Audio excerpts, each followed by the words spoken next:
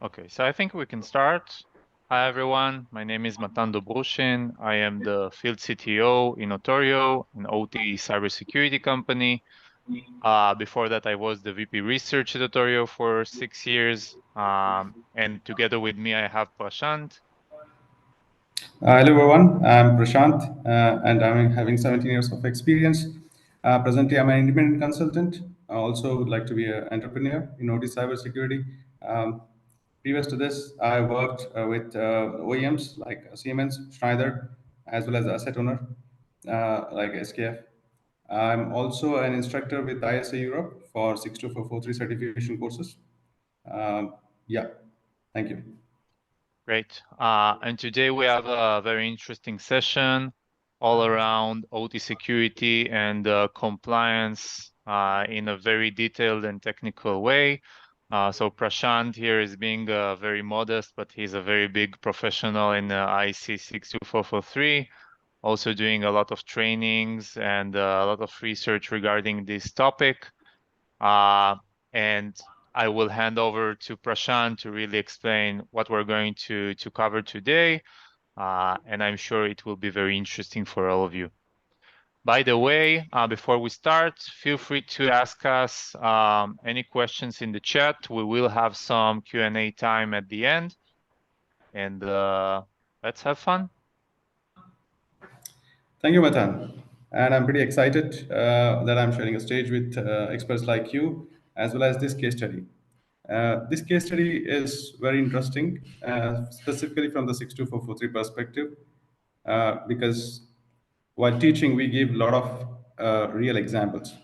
And I believe there, for the understanding of the standard as well as the compliance, this Danish attack, which is reported by Sector Cert team, become instrumental. So with this, we would like to touch upon certain points, the agenda. We will go through overview of the attack of Danish, that is Denmark critical infrastructure, where 22 critical infrastructure asset owners were compromised. We will check some of the important pillars of 62443, which are overlapping with the suggestions or recommendations given by the sector CERT, which is the agency which published this report. That if those recommendations would have been complied with, the attack would have not resulted with the complete compromise of the infrastructure. We'll also check some of the missed opportunities. This list is based on the report, again, sector CERT. And finally, the compliance.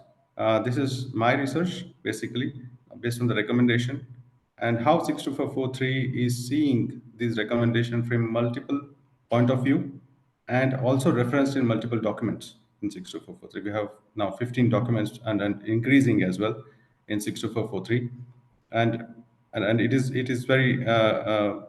very instrumental in touching these recommendations. So from the point of asset owner, from the point of product supplier as well as service provider.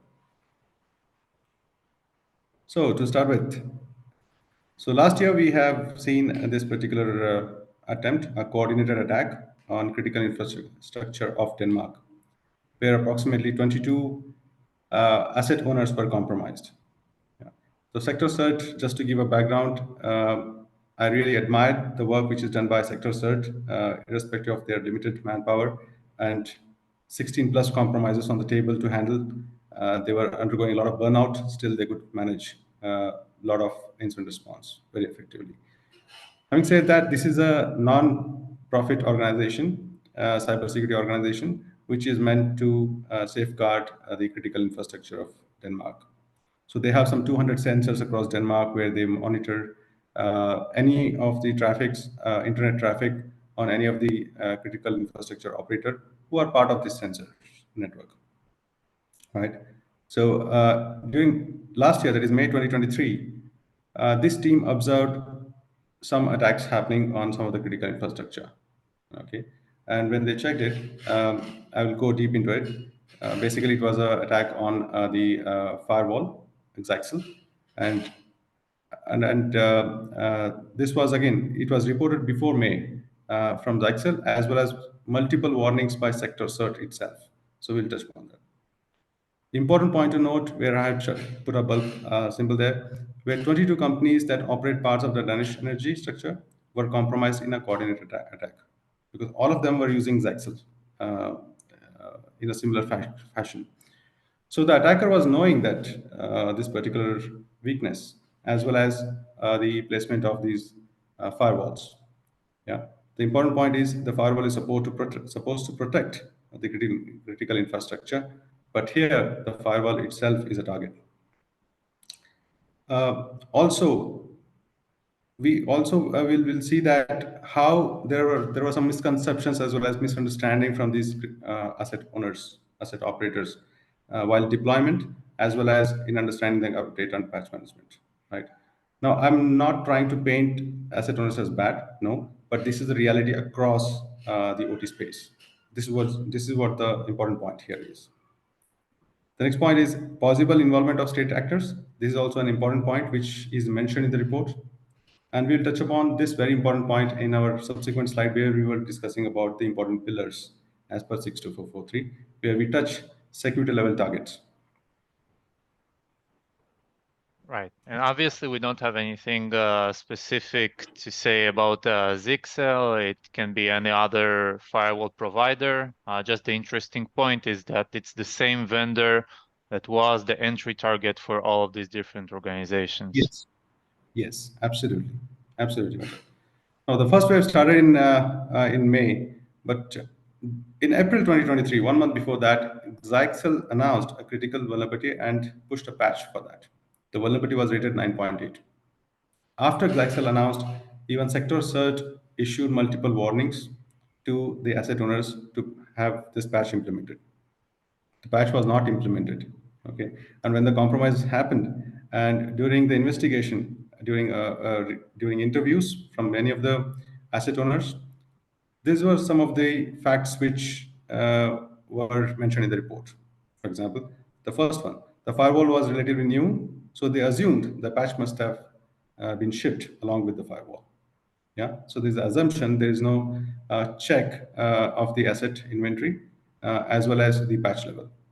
So here is also a issue of, I would say that shared responsibilities between the product suppliers as well as asset owners, which is a critically mentioned RACI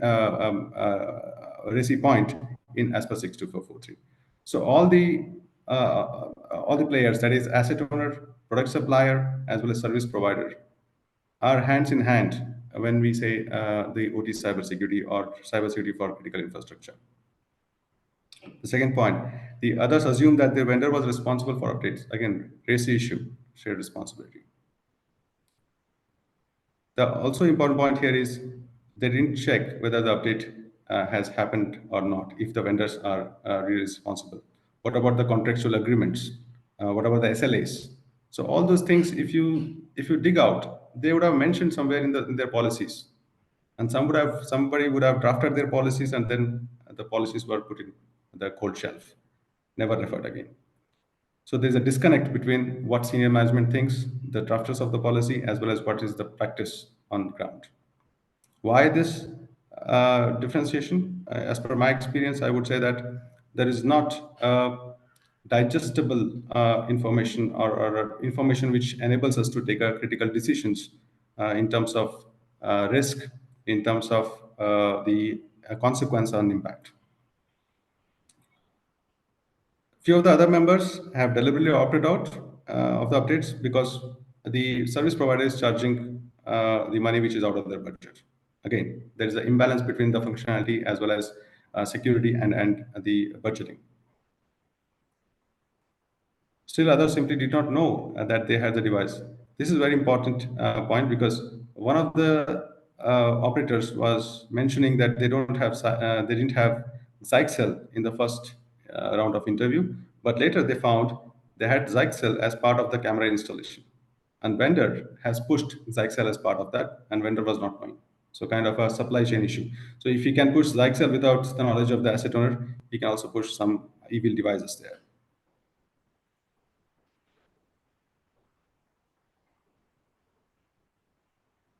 Right. And this is also an issue of like like a combination of supply chain visibility that we're going also to break in the following slides. So you don't need to remember all what we said now. Absolutely. Absolutely. And the interesting part of is, Matan, we will see the security level target, the definitions of the security levels, and where this scenario fits in, the scenario of compromise fits in. And if we say critical infrastructure operators, generally, what is the assumption for the security level? There's a huge difference there. We will check that in subsequent slide.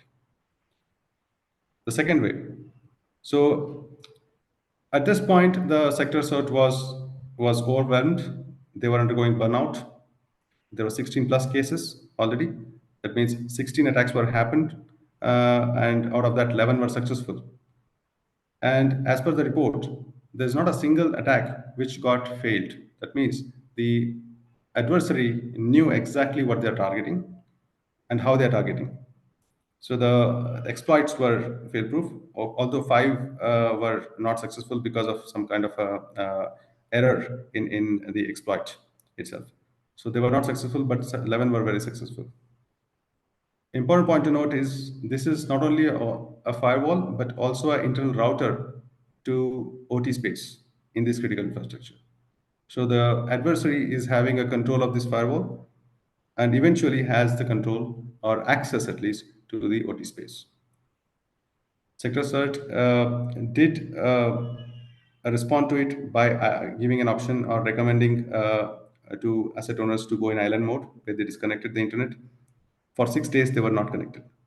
And that's how they could preserve the electricity for heating and cooking for the normal public. So normal public didn't know that this has really affecting their ability to heat and cook, but somehow managed by their own agencies.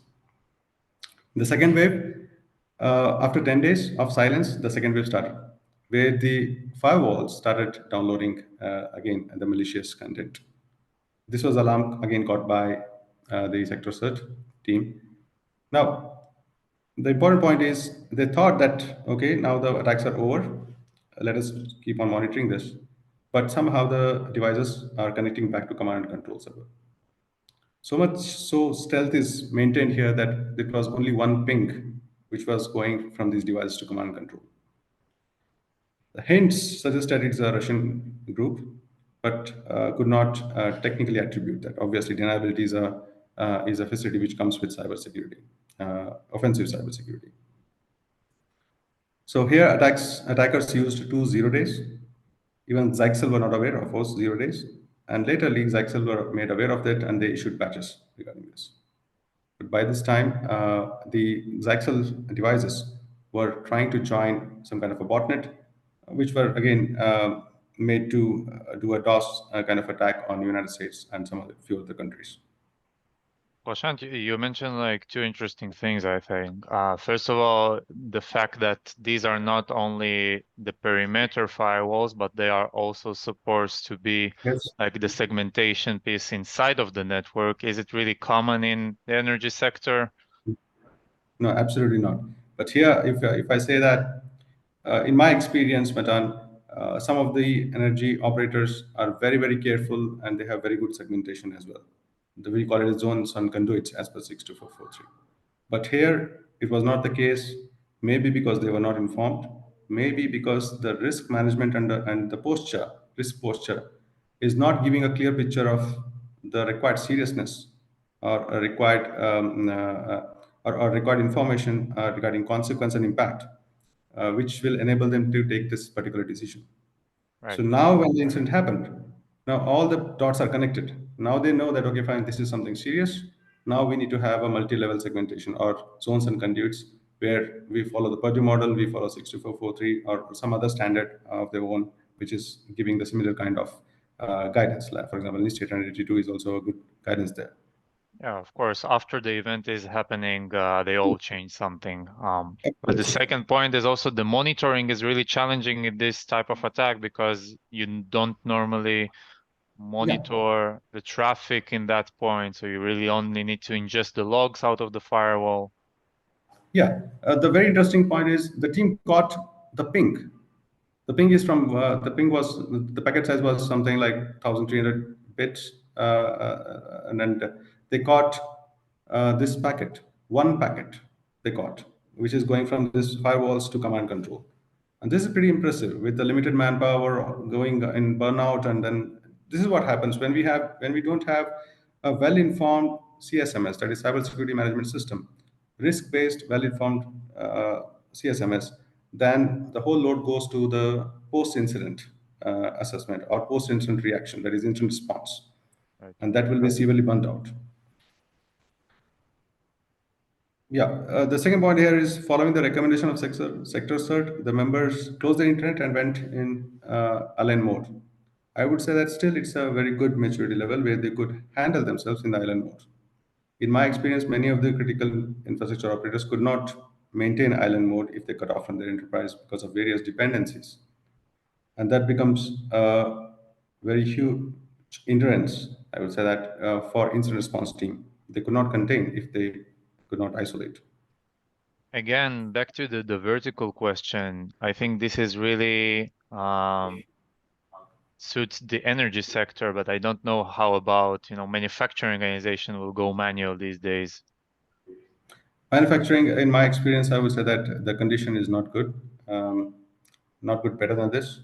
There, the dependency as well as the risk-taking capability is high, where they would like to put there is a disruption going on in terms of Purdy model. It is no more, arranged in terms of levels or of Purdy model, where I have an experience where the asset owner want to put MES in cloud, and there's a complete disruption of that architecture. How they would like to engineer cybersecurity around it is really a difficult challenge. It is not easy because now we have to make and break the Purdue model itself. That's why there was an important discussion also going that Purdue model is obsolete or not. Hmm. So yeah, manufacturing is a difficult realm to deal with. I would say that because also with cultural rigidity, some of the manufacturers which are like where the workers are like 30 plus years or 25 plus years of experience, they have a way of working. And as a cybersecurity team, if you would like to have new controls or new restrictions, I think in my personal experience, I have met with a lot of opposition. I know what to do, but never been agreed upon that. So yes, manufacturing is a really difficult challenge, Matan, in terms of managing cybersecurity, in terms of risk assessment, as well as posture management of the whole infrastructure. Yeah, because of the third point, because of this island mode, it could give some time to the IT team to respond, install updates, as well as sanitize themselves and bring back the operations. So this is the second wave. So when we discuss about these two waves and as well as compromise on 22 infrastructure, I could see the compromises which happened and how they happened. And here the critical infrastructure is, let us say, electrical utilities are involved here. And I would like to compare here with the important pillars and how 62443 guide us when we are dealing with critical infrastructure. There are three important concepts in 62443, which I would like to call it as important pillars. First concept is security levels. Second is foundational requirements, and third is zones and conduits. Now, security level types are security level capability, security level target, and security level achieved. Capability generally deals with the components and systems of OEMs. A target and achieved is generally dealt by the asset owner in with the help of the service provider. Yeah. And during risk assessment, as well as the implementation of the controls or selection of the controls, generally based on the security level target, which is set by, let us say, service provider or asset owner, we select the controls with the required security level capability. Both should match. Yeah. So finally, objective is to have the target security level or achieved security level, which is equal or more than security level target. So we set some target, and during all of your security life cycle, we achieve the security level which is greater or equal than the target. So this is the principle behind it. Now, And when I say, we don't yeah, know if the targeted critical infrastructure in this incident were compliant or not, right? Yeah, that is very interesting case study here, Matan. So before touching that, I would like to also cover the levels. The levels is basically the level of the severity, where security level one deals with unintentional, or if it is intentional, attacker will be not motivated, not very funded, or otherwise a kind of a scripted kind of a personality. Security level two is little more seriousness is there, little more motivation, but I would say that not much funding and not much capability. Level three deals with moderate funding, moderate capability, as well as a moderate skill set. Security level four is state sponsored. Even security level three, I would call as state sponsored. Yeah. Now, if I see this scenario of a Denmark attack, we have a critical infrastructure, and the report says that it's a coordinated attack. And finally, in the subsequent sections of the report, it is also attributing some APT from Russia. So it is a state-sponsored attack. It is hinting towards state-sponsored attack. Okay, that means we are talking something about security level three or four, where the controls are very stringent as per 62443. They're costly to implement as well as costly to maintain. Yeah. And if I see the compromise methodology, it is just exploiting the vulnerability which has been disclosed, yeah, 1 month before, and there is no patch. So I would say that the controls which are mentioned as per security level one suffices to defeat this kind of attacks. But now we are talking about critical infrastructure which should be in level three or four. Okay. So even if we have something implemented for, let us say, security level two level controls, we would have been very successful in defending this kind of attacks. So that is what the discrepancy is. Here, we are talking about an infrastructure, as per definition, it should be in level three or four. But the kind of attacks it is facing and getting compromised is on the level one. Right. So Yeah. even though it is a nation state attack, they didn't need to do all of the nation state capabilities, and you can block it by a lower security level. Yeah, just have patch. Just have patch. So most of the attacks, that is 22 compromises, would have been blocked just having patch. But just having patch is just a simple statement. Behind that, it's a complete, I would say that a working CSMS, cybersecurity management system, which is again should be based upon a risk based approach, which should be tailor made to the particular organization for that particular culture, organizational culture.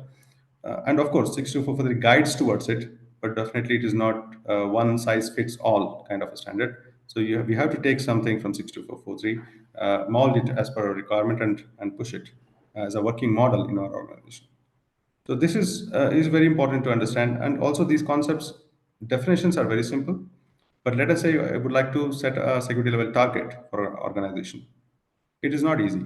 Yeah, specifically for the critical infrastructure, or let us say a manufacturing organization which has a footprint in multiple countries, being regulated by multiple regulations, as well as having different cultures. Yeah, multiple factories in the same country have different cultures. So one factory to another factory, in my experience, have different level of understanding of cybersecurity as well as acceptability, cultural rigidity. So all those things are non-technical, but play a very important role, which allows you to step inside the factory. Yeah?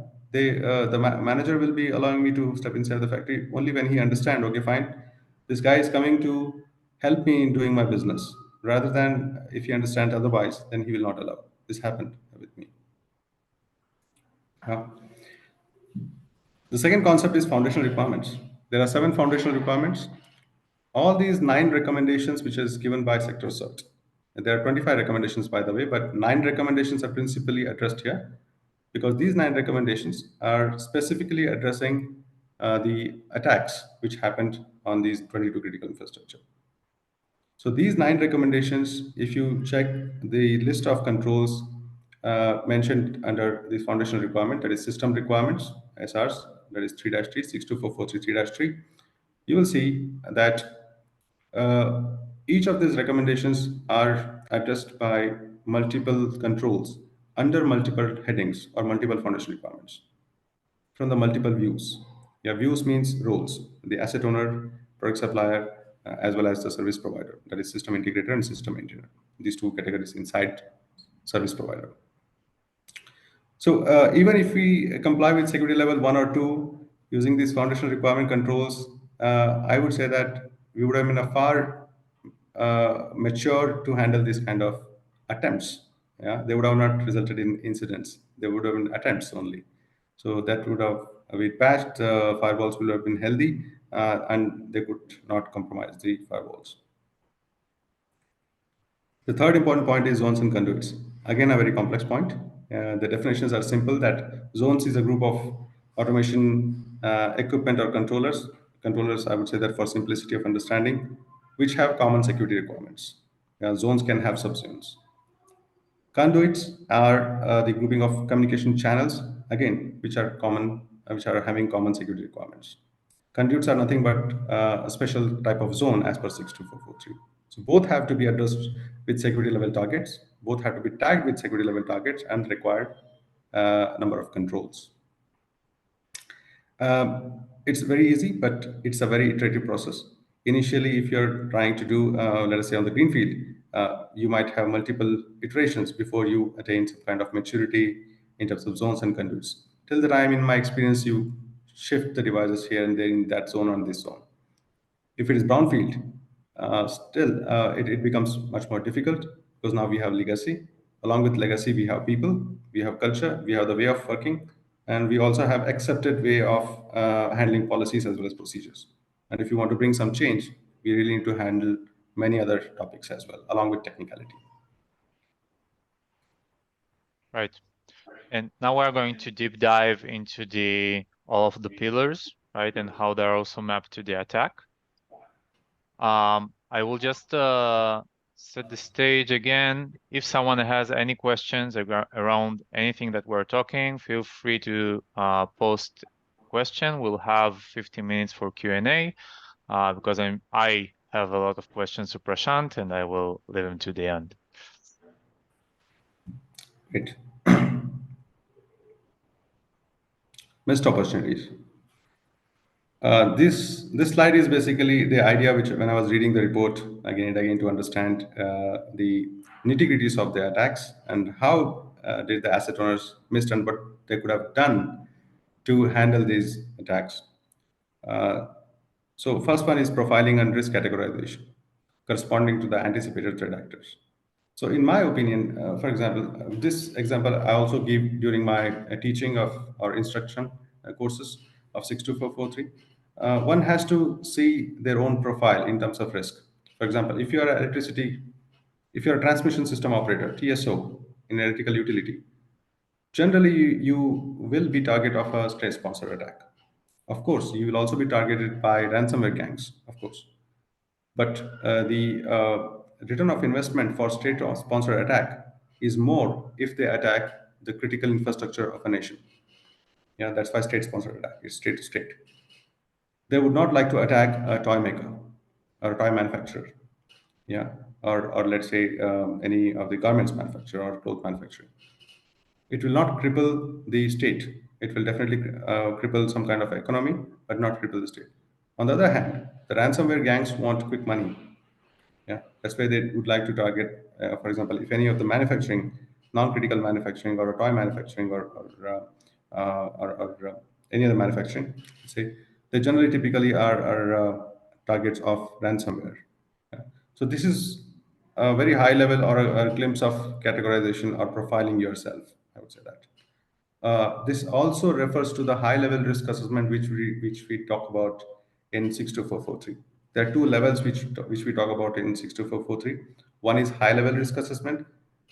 Here we see an overall perspective from the business as well as regulatory perspective, from the safety perspective, that what could be the worst case scenario if something goes wrong in terms of cybersecurity. Yeah, we start with safety.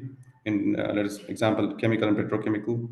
In India, we had an incident called Bhopal gas tragedy, very classic example of safety issue.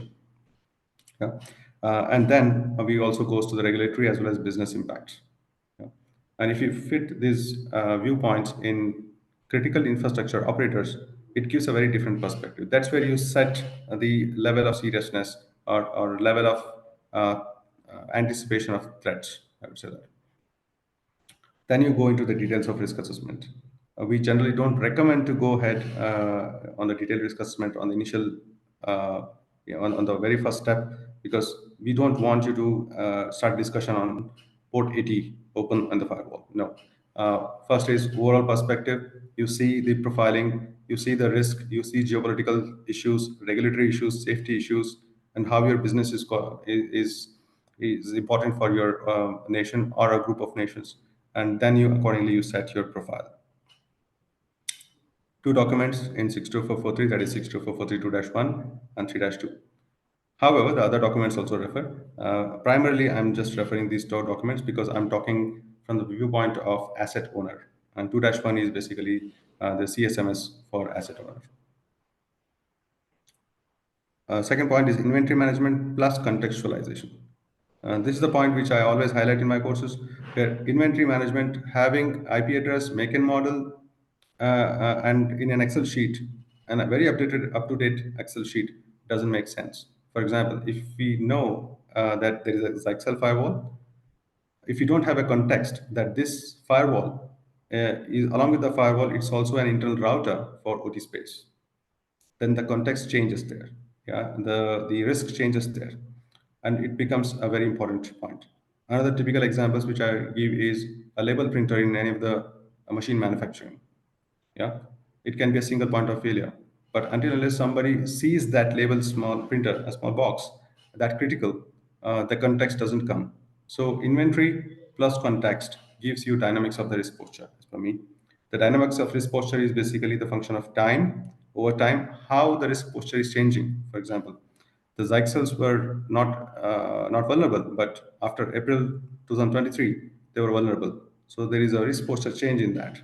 Yeah. So we need to have a inventory management plus context to see that Zyxel, which is an important point of failure, the single point of failure, is vulnerable, and now the risk posture is not maintained.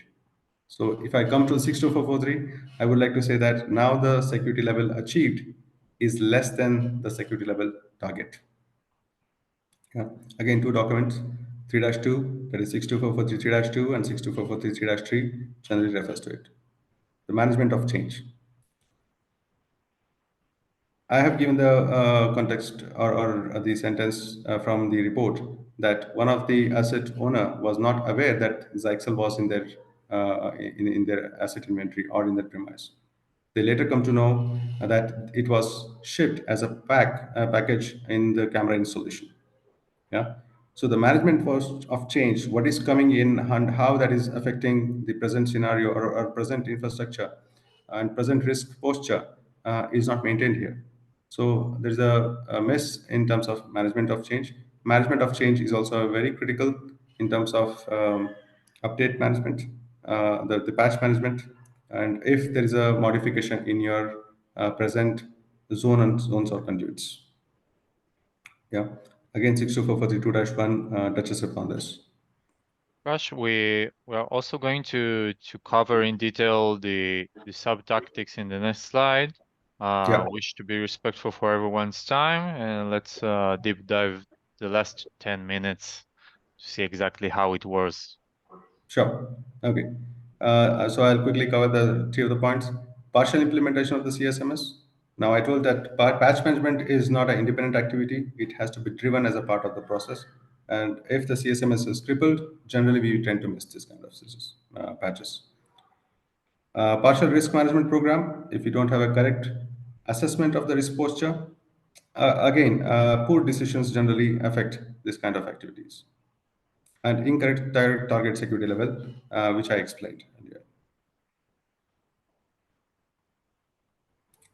Yeah, the compliance with IEC standards. This is the basically work which I did in my own research, and I feel that there is a security recommendation by sector cert, and there is a corresponding 62443 compliance. If I say the first recommendation is exposure of services, where the Zyxel device was exposed with port 500, where a certain like internet key exchange services was exposed, And this is where the buffer overflow was existing, and it gave a complete control of the system. So before exposing the services, definitely we need to also have the sanitization.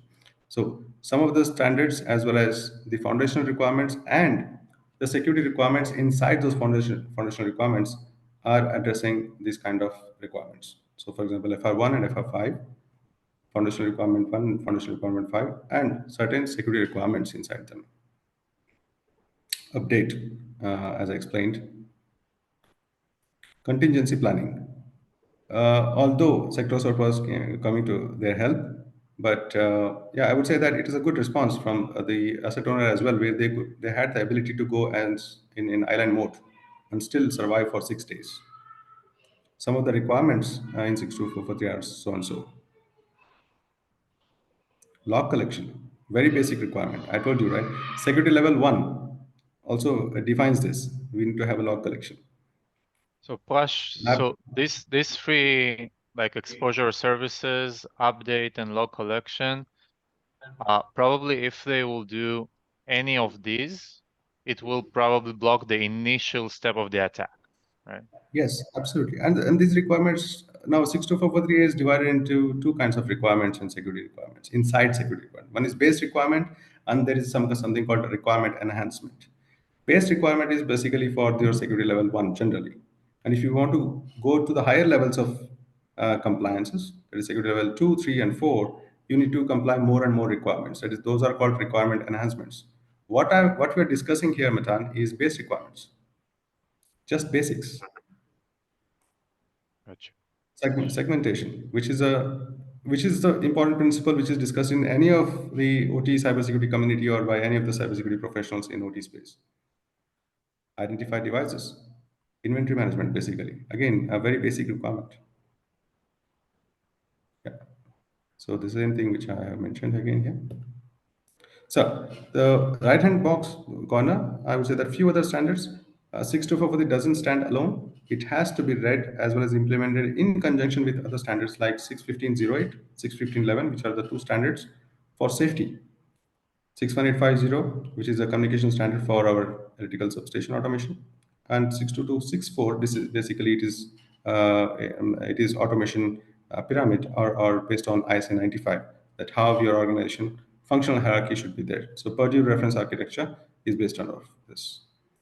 So these 62443 as well as plus these standards generally equip the cybersecurity team on notice space decent enough to prevent any of these attacks. Otherwise, we can also equip ourselves to with a strategy for 0 days in notice space.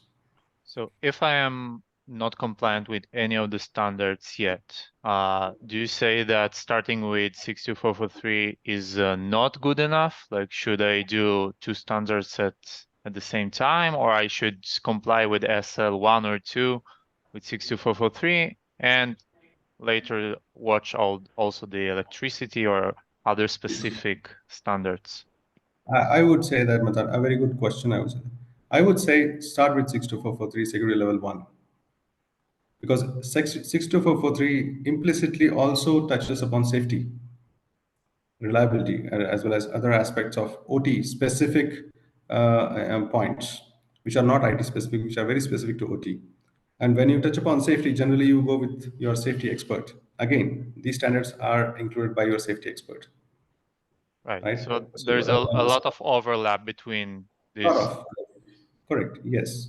It gives us flexibility to go in and out of the other standards depending on the vertical, OT vertical we are talking about. For example, nuclear, electricity,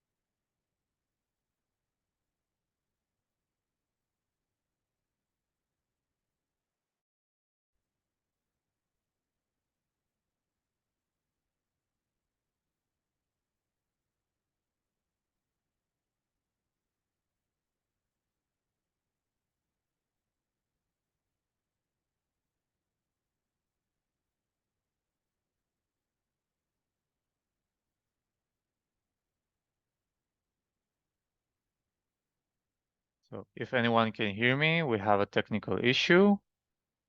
We try to fix it and hopefully we'll get back very soon.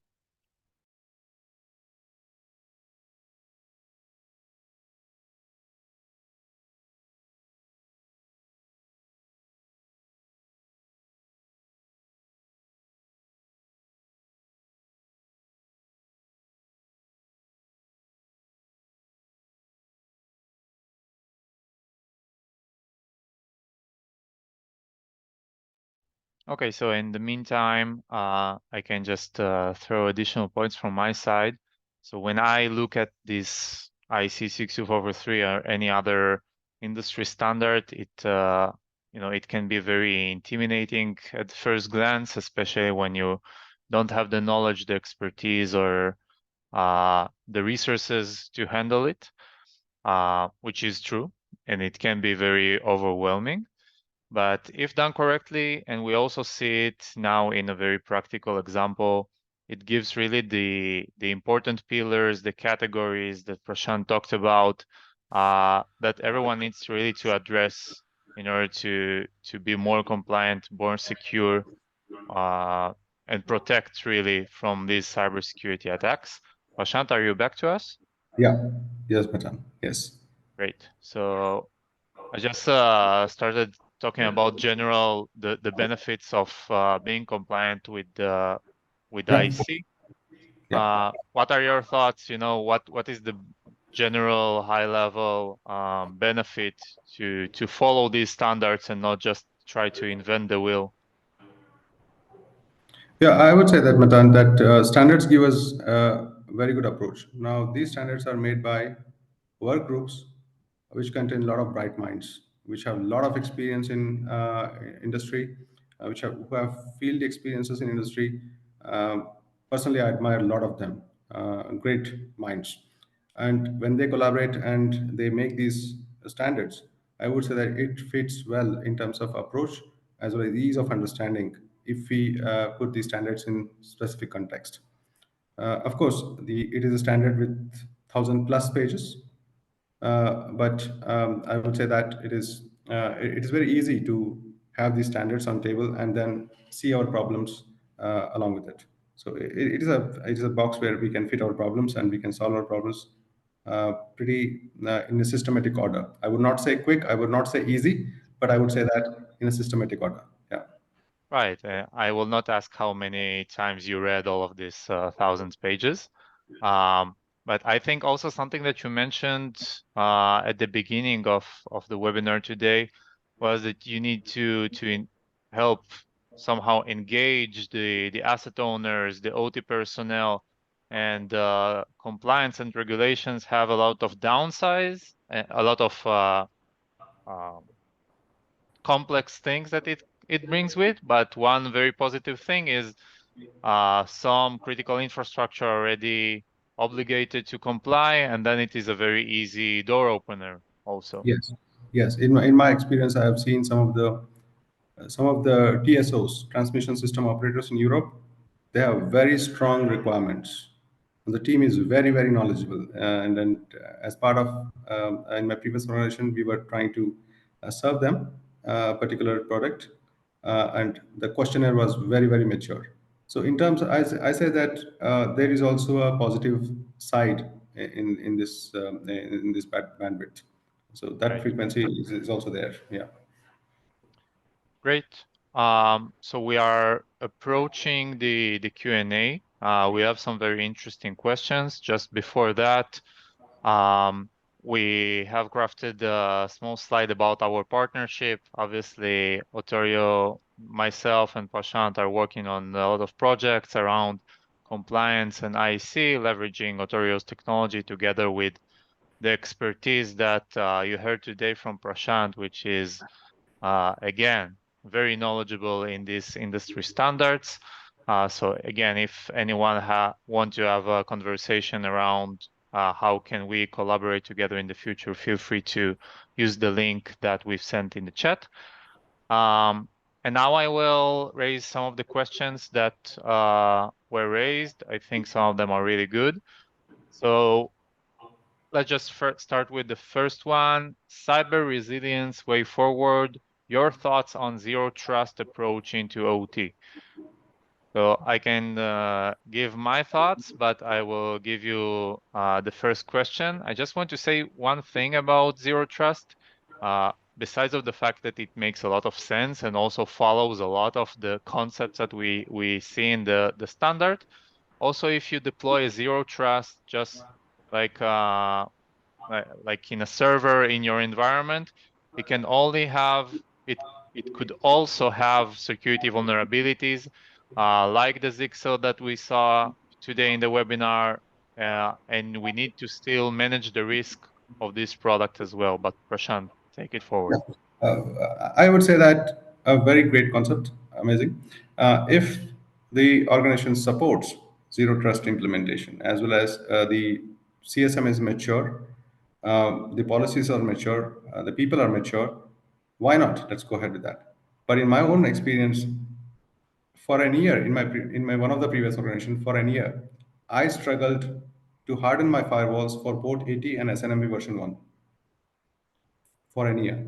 And SNMP version 1 was required for by some of the equipment which is legacy and being managed by a third party, right? So this is the practicality which I'm talking about. Zero trust, quantum, as well as I would say that the other latest technologies which are coming into the security are really good. But I'll be more than happy if firewalls are tightened. So my take is on that. Yeah. Great. A very, I would say, easy or a short question. What should be the security target level objective for a food manufacturing organization? Food manufacturing is a very interesting question. In my one of the previous courses, one of the participant was giving this. I was not knowing, but yes, later I researched. In food manufacturing, specifically baby food manufacturing, if there is a variation of certain chemicals by 1 milligram, it will kill the baby, right? So it becomes extremely critical, I would say that, right? And if it is changed by some kind of a state-sponsored act, let us say, it can create a lot of community disaster. So I would consider this as a community disaster, unpardonable community disaster, because it's a question of babies. I would like to rate it as level 3, if not level 4. Level 2 is a 100% must.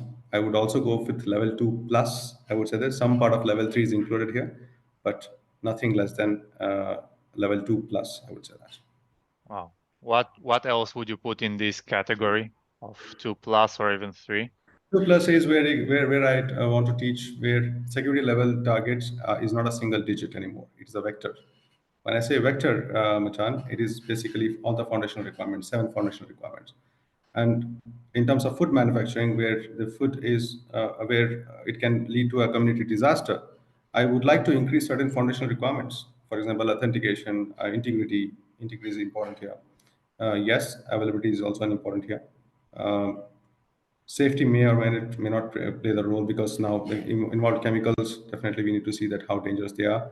But integrity is an important part because I don't want to change the value of certain chemicals or mixing process.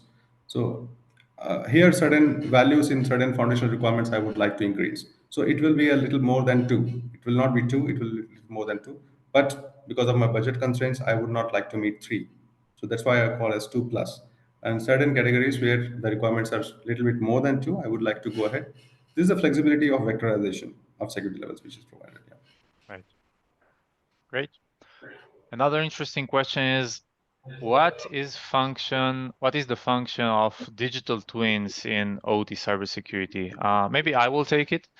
So digital twins in OT, they have a very dedicated or defined purpose, right?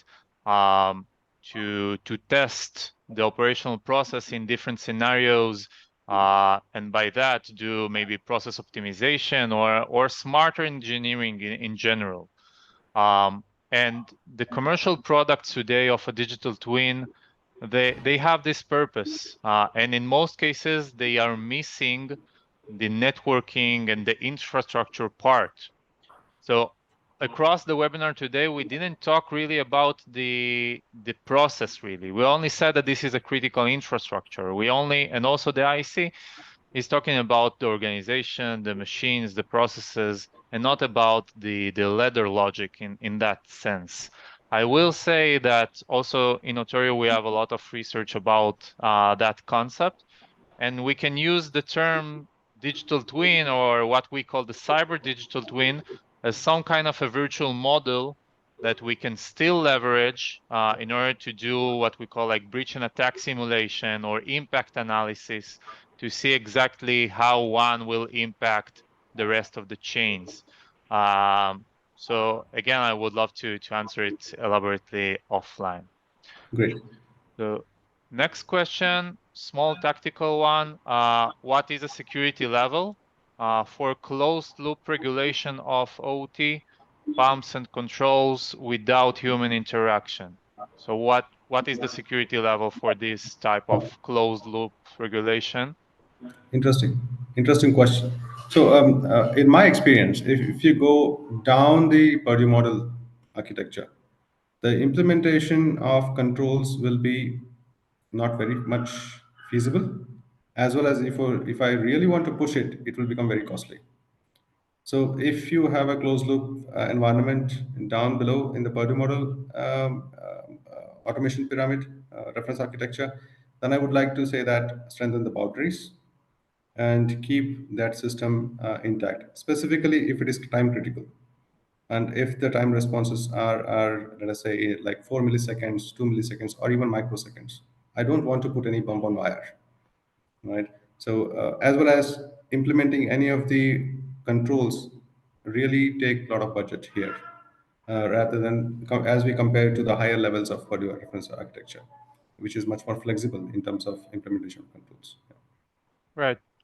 Also, the one who asked the question clarified the closed loop involving cloud services and third parties. So maybe also like looking at it as from an organizational standpoint and not only. Yeah. Right. Yes. Yeah. So, cloud is an interesting concept making way into the OT cybersecurity. We were, as part of the OEM, we were able to even sell the cloud conditioning monitoring to the TSOs, electrical transmission operators. Very hesitant to accept, but some of them accepted because of the cybersecurity. I would like to bring out here the cybersecurity budget is equal to the product budget.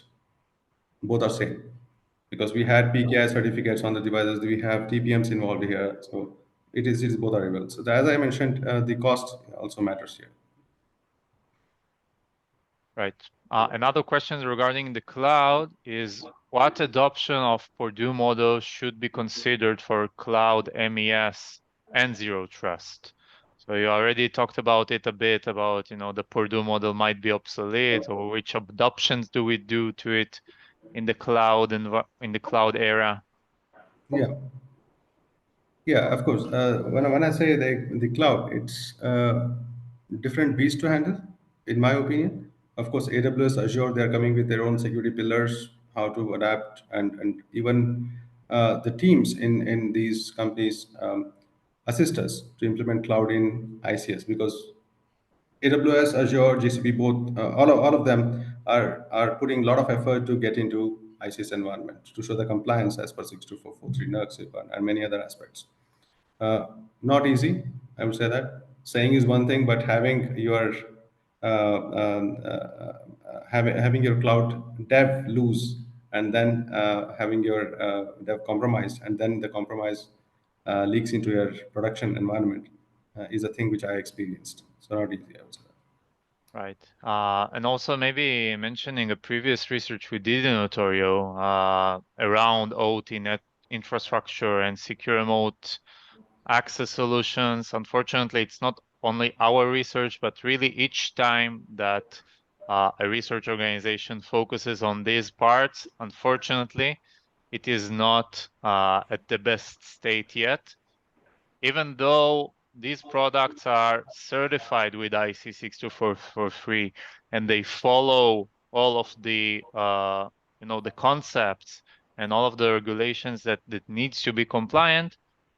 still a small thing like not following the patches, not monitoring the logs can be the one point that will break all of the Of course. chain.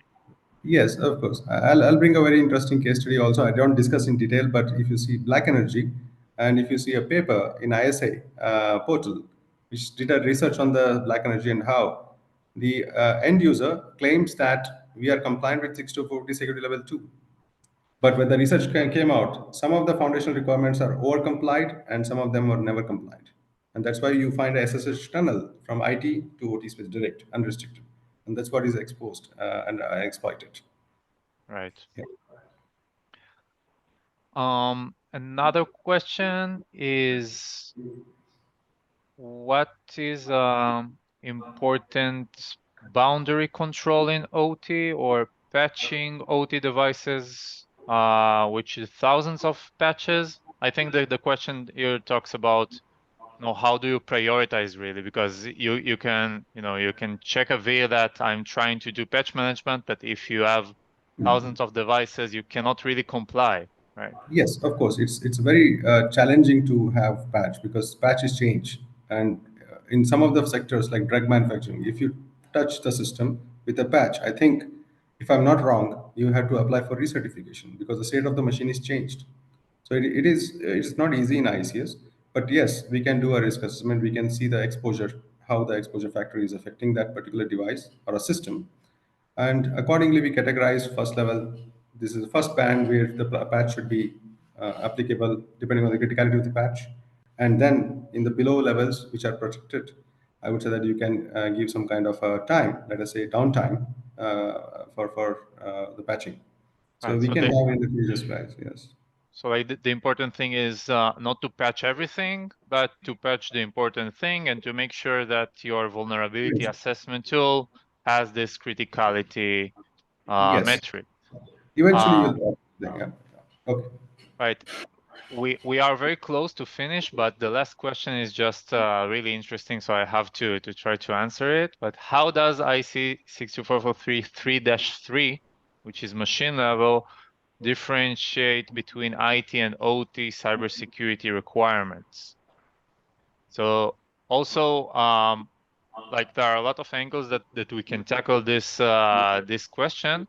I will say that 3-3 talks about the machine, the control level, and also we developed a tool by a lot of research by how to check 3-3 requirements on a Windows machine that runs like a DCS or a control system on Yeah. it.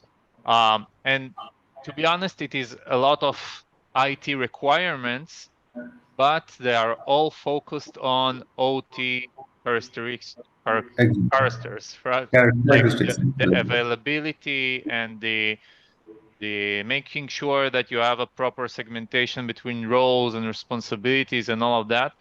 So a nice comparison that you can also see is we have the CIS benchmark, right? Like the CIS is a very known IT standard, Yes. and it is like the number one. It's the most common one in IT. And if you compare it to the requirements of 62443, and by the way, CIS did a great job comparing the two, you see that there is not so much overlap, which Yes. is interesting because IT systems are really looking at different things rather Yes. than in Viewpoint is OT. different. Yes, exactly. Correct. And I would say that don't throw all the IT standards because we have 62443. 62443 has to coexist with the IT standards.